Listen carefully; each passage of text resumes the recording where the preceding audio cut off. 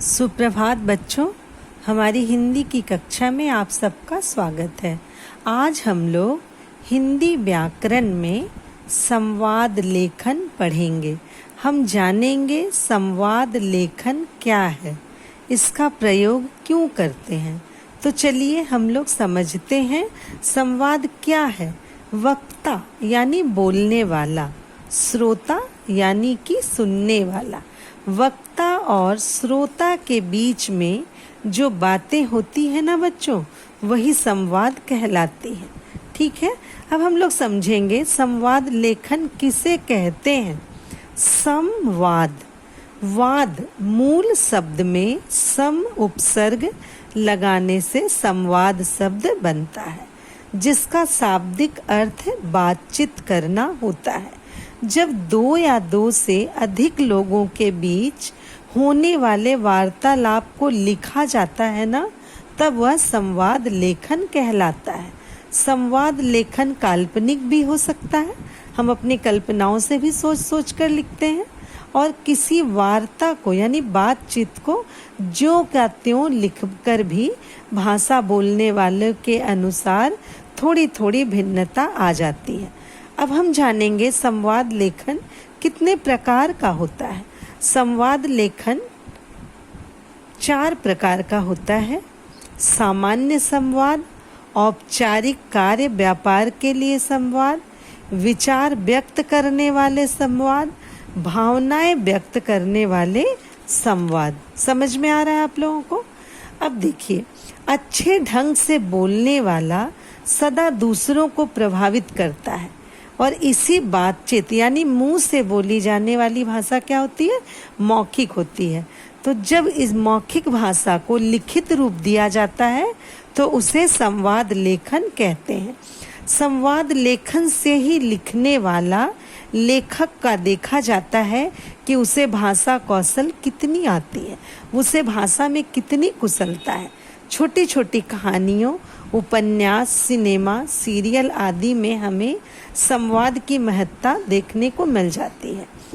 इस चित्र में एक चित्र मैं आप लोगों को दिखा रही हूँ। इस चित्र में देखिए, एक उदाहरण के द्वारा एक यातायात पुलिस है, जो सड़क पे पुलिस खड़ा होता है ना, जो सड़क पर पूरे सिग्नल बताता है किधर गाड़ी को जानी है, किधर गाड़ी को रुकनी है। तो उस पुलिस कर्मी ने एक वाहन चलाना मतलब गाड़ी चलाने वाले एक आदमी को हेलमेट ना पहनने के कारण कैसे बात कर रहा है उससे। ठीक है, इसको हम लोग थोड़ा सा देखते हैं। इससे हमें उसकी भाषा शैली और कैसे कम शब्द सरल और स्पष्ट शब्दों में उसने दोनों की बातचीत में आपको दिखा रही हूँ। इसमें देखिए और सुनिए भी। पुलिसकर्मी, आपको पता है ना कि हेलमेट पहने बिना वाहन यानी गाड़ी चलाना अपराध है।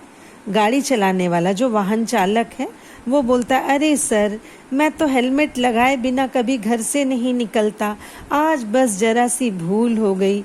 तो इस तरह से वाहन चालक ने दोबारा गलती नहीं होगी वादा करता है। किससे? पुलिस से, खुद का बचाव के लिए। और इस संवाद में देखिए कितनी सरल और स्पष्ट शब्दों का समावेश किया गया है। आगे हम लोग समझते हैं कि संवाद लेखन के समय हमें किन बातों का ध्यान रखना चाहिए। चलिए हम लोग देखते हैं कि हमें संवाद लिखते समय किन बातों का ध्यान रखना चाहिए। सबसे पहले संवाद छोटे और पात्र के अनुकूल होना चाहिए, है ना। बहुत कम शब्दों में लिखना चाहिए, और सामने वाला कैसा है इसको भी ध्यान में रखना। संवाद सरल और रोचक शैली में लिखे जाने चाहिए। संवाद आवश्यकता के अनुरूप उचित क्रम में लिखना चाहिए। संवाद की भाषा सरल और भावानुकूल होनी चाहिए, भाव होना चाहिए उसमें। संवाद छोटे और रोचक होने चाहिए। इनमें आम बोल चाल के शब्दों का प्रयोग करना चाहिए। संवाद विषय के अनुकूल होना चाहिए। आप किस विषय पे बात कर रहे हैं, उन्हीं विषयों का चर्चा होनी चाहिए। संवाद पात्रों की आयु, उसकी उम्र, पद, शैक्षिक योग्यता और व्यवसाय आदि के अनुकूल होनी चाहिए।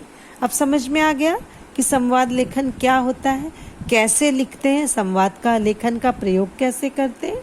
इतना अब तक समझ है। उम्मीद है मुझे आप सब लोग समझ गए होंगे कि संवाद लेखन क्या है। अब आप लोग इस वीडियो की मदद से कुछ टॉपिक पर कुछ संवाद लिखने का अभ्यास कीजिए। मैं यहाँ 2-3 टॉपिक दे रही हूँ, वीडियो की मदद लीजिएगा, यानी वीडियो को अच्छे से सुनिए, समझिएगा और देखिएगा कैसे लिखना। एक ग्राहक और दुकानदार के बीच कैसे संवाद होता है। ग्राहक करते हैं जो सामान लेने जाता है और दुकानदार कहते हैं जो दुकान में बेचता है सामान। तो दोनों के बीच कैसे खरीदारी हो रही है, कैसे बिक्री हो रही है, इसको ध्यान दीजिएगा। मेले में गए हैं 2 बच्चे और दोनों मेले को देखकर क्या बातें कर रहे हैं, उन बातों को सुंदर रोचक भाषा में और सरल और स्पष्ट शब्दों में लिखने का अभ्यास कीजिए। चिकित्सक डॉक्टर को कहते हैं और रोगी के बीच कैसे रोगी डॉक्टर के पास जाता है और किस तरह से बातें करता है, इनको आप लोग लिखिएगा।